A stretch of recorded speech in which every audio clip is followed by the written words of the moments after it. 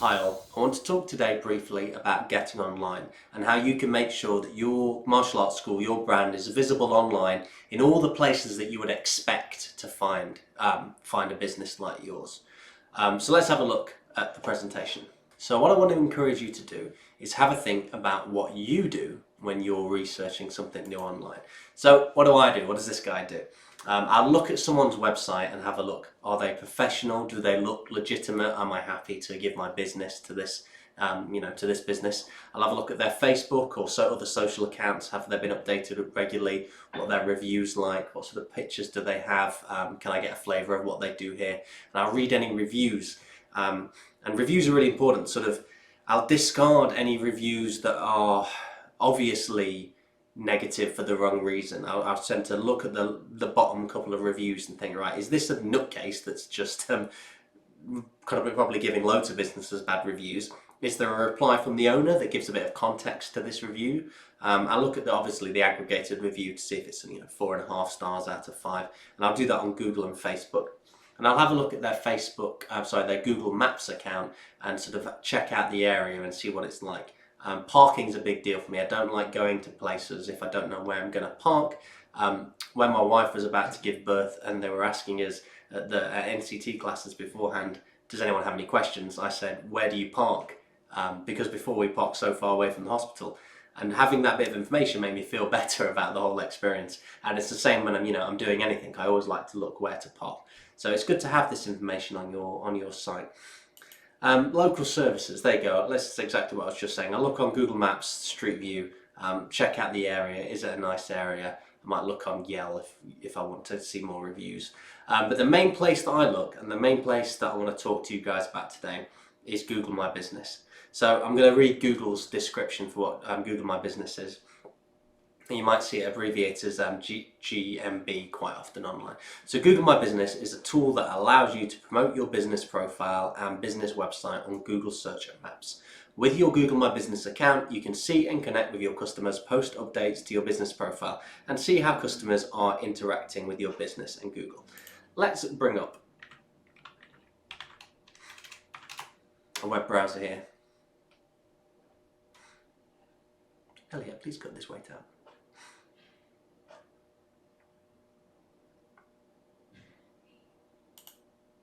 And on Google, I'll just search for Nest Management. This area here on the right hand side of the screen is Google My Business, as the business title, reviews, address, phone numbers, links to websites.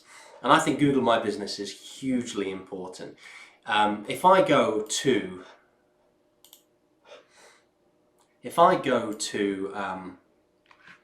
Google Maps,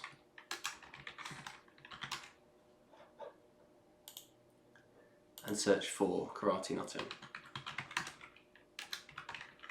or just karate, it knows where I am. These are all the schools in Nottingham that will come up, and I'll have a little look down here and I'll see which ones are reviewed highly, which ones are not reviewed at all. I like to see a lot of reviews. If there's just one 5-star review, sometimes it can be from the owner, or a family member of the owner. 1 or 2, it doesn't fill me with a lot of confidence. I like to see a lot of good reviews. If I were to click on an individual, you can have a look at the reviews and see what people are saying. And if I'm searching, we all know that one of the main reasons that people are going to attend a class like a martial arts class is it easy to get to? Is it close to my house? So I'm going to look at the ones that are close to me and I'm going to see what the reviews are like. So it's really important to get these reviews in place. So Google My Business allows you to add an image or a series of images, even a video to show what's happening. It allows you to manage your reviews, allows you to collect reviews and to respond to those reviews. Earlier I was saying if somebody has a particularly negative review, you can respond. Don't be defensive, but it's okay to add a bit of context. You might have seen online where a customer has gone into a restaurant and has been really rude and left a terrible review for the restaurant after, and the restaurant owners come on and said, well, actually your party was quite rude to our staff, and we don't serve what you ordered and things like that. And sometimes those rebuttals can go viral, and I think it's a good idea just to say, I'm sorry you didn't have the best experience, these are some of the reasons why. Feel free to get in touch with us directly to try and solve that experience. I think that having that back and forth is really important, and you can respond to your positive reviews as well. Just a one line saying thank you so much for leaving the positive review. It was great to see you. Well, you come back again soon. Things like that. Make sure your address is up to date. Yeah, opening hours on Google My Business. You can change your opening hours to reflect like if it's a bank holiday or Christmas. If you have a Google My Business listing, Google will email you as it's coming up to Christmas or Easter and say, do you want to update your opening hours? And you can do that. Make sure that your website is up to date. You can add that if you do different styles of martial arts, you can say we do karate, taekwondo, kickboxing. You can add those there, list the services that you have. And also when people are coming to you, it will show how busy you are. It's quite dynamic. It will show them, at 3 p.m. there's quite a lot of foot traffic in your area, and it helps to navigate to your area, to your location on Google Maps. If somebody goes into their car and types in, XYZ Martial Arts Nottingham, gives them the address and navigates to them, and that's how it knows how busy areas are at certain times. So it's very, very important to have a Google My Business listing if you are a full-time location. You cannot have this listing if you teach out of school halls. It has to be your own building that you operate out of full-time. That's the Google My Business rules. But if you haven't set that up, or you set it up and left it, come back to it. Another thing I would say that you can add on Google My Business, you can add updates and offers.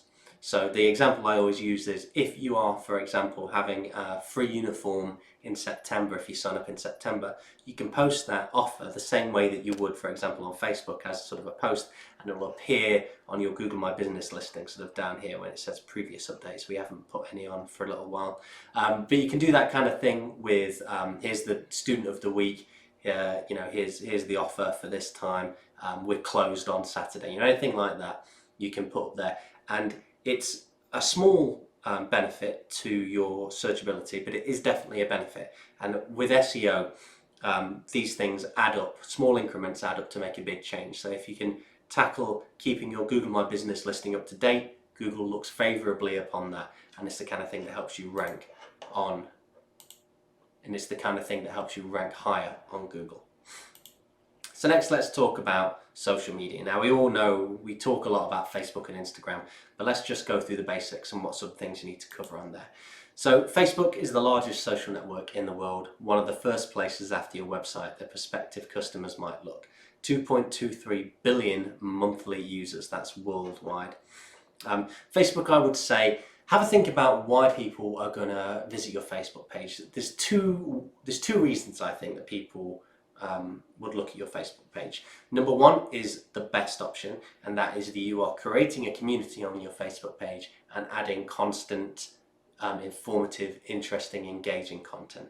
So you might be showing, again, karate classes in Nottingham. I might be showing videos of the basics of karate. Here's what to expect from a first lesson, teaching people about self-defense or physical fitness, or even things about what to eat, how to deal with your children if you're a parent looking at that page, tips about discipline, things like that. So you're building up a community, and people are visiting your Facebook page to find out more about the content that you're offering, and then you funnel those people into either a Facebook audience for paid adverts, or you are offering them you're hitting with them the occasional sales offer on your Facebook page saying free trial lessons, open day on Saturday. If you've been enjoying our content, come down. That's the best way of doing things. The second way of doing things is that if I am a prospective customer and I'm thinking about coming to your martial arts class, I might just have a look at your website and have a look at your Facebook account. So it's a good idea I don't like it if it's August and I look at a Facebook account and I scroll down a little bit and I see a Christmas post. I don't like that. I think it shows that they're not very active, they're not keeping the community updated, their community updated. And I just don't think it's a good look. So keep posting frequently, but it doesn't have to be always this content geared towards building a community and building an audience and sort of nurturing people through that organic post. You can just post frequent informational posts that are sort of low effort. Here's the student of the week. Here's what we're getting up to at the dojo. If you've just set up the dojo and it looks really neat, you can say, I can't wait for people to come today, here's the dojo. Any information about what you're doing will be fine. And then the important thing is to be consistent with that content. People will have a look at your Facebook page, scroll back and say, oh yeah, they've got good facilities, they do Student of the Week, they update frequently. It's September at the moment as I'm recording this, so back to school, it'll be good to have some posts saying it's great to see all the students back to school, people are coming back to karate classes as well. So good to see everybody. Here's the Student of the Week this time, or we've had so many new students. Here's the top 10 things you need to know about our school if you're a new student. Something like that. Next, Instagram, owned by Facebook. Instagram skews slightly younger, although that is less true as time goes on. Content needs to be much more visual than Facebook. Your feed needs to tell your brand story in a purely visual way. Instagram, I think, is the same kind of thing. You can either be building a sort of backlog of really valuable, engaging content with the hope to build an audience on Facebook, or more likely you'll be sort of showcasing your services frequently. So if people are interested in you, they'll have a look at your Instagram page and just see what you've been up to.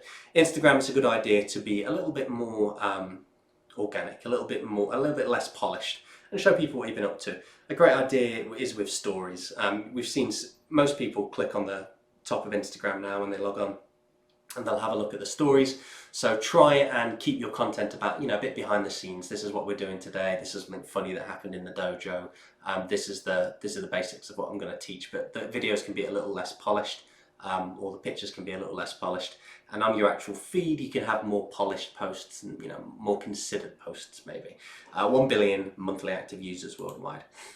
Twitter, news, entertainment, sport and politics, the most immediate social network with information being sent in real time. Your posts need to reflect this and be part of the current conversation. If you're a Twitter user, you'll see this. You log onto the platform, there's the trending topics of the day.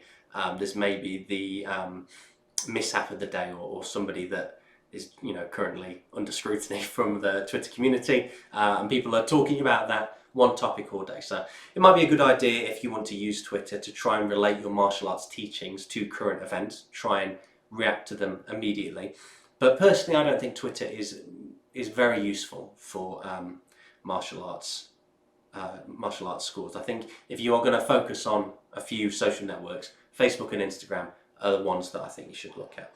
And the same broadly goes for LinkedIn. The Professionals Network, 294 million monthly users, that is again worldwide. LinkedIn is key for B2B businesses. So like Nest, when we are talking to other businesses, we have a LinkedIn presence. All businesses, I think, should have a presence there, because it's something people might check when researching your company. Especially if you're a full-time location, you might have staff.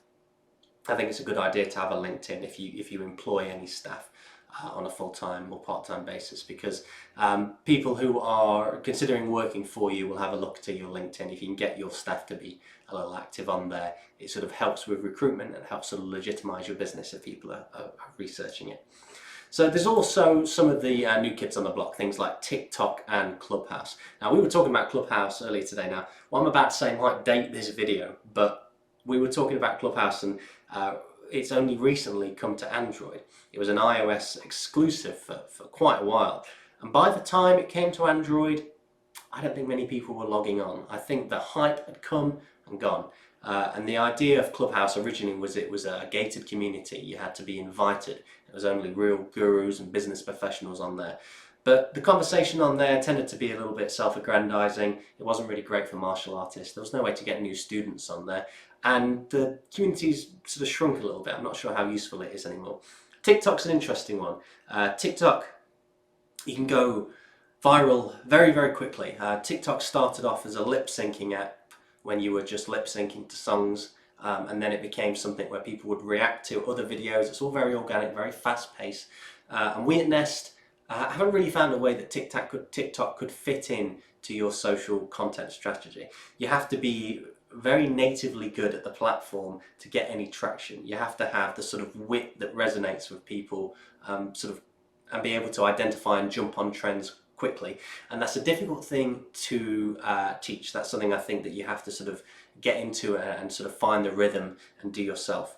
And if you start to trend on TikTok, you're trending in a much broader audience than people that'll be interested in martial arts. So should it be part of your constant content strategy? Maybe, but only if you're comfortable with the platform. You get a feel for it, understand it, and you find your rhythm with it. Other social media platforms have introduced the idea of this sort of scroll up, see a new video, all algorithmically based. Instagram now uses Reels. Reels are really big on Instagram. A lot of the things that you'll see on Reels originated on TikTok and people just repost it there. But if you are already using Instagram, it might be an idea to start developing that type of TikTok content for Instagram and keep it on Reels. But again, it's a difficult one to crack for commercial purposes, but it's a great social network for for the sake of being social. That comes to my final point, which is I think it's better to do one thing well than 5 things sort of not so well. If you are focusing on Facebook exclusively and you do what I originally spoke about, where you are focusing on really quality content to build an audience, you are a teacher, you're a leader in that community, you are building a community on your Facebook page or your group, and you're able to do that, you might not need to focus on other platforms. If you are brilliant at Instagram, and you're really finding your visual style, getting a lot of traffic from your Instagram page, really building a following on there, then maybe your Facebook, Twitter and LinkedIn are going to be less important. If you can do one thing well, it's a good idea to put your focus on that one thing. And there are services that you can use to just automate the rest of it. You can just have a general content plan, a couple of posts a week to keep it fresh, and just have that stuff churning out there in the background. You can put aside a day a month, or a morning a month, to scheduling your posts for the remainder of that month, and just have sort of a general background social presence. So if people are researching you, they have a look at any of your pages, they see that you are continually updated, which sort of helps them to know that you're open and still doing business, and gives them a feel of what you're doing. So those are the things that I would recommend to do.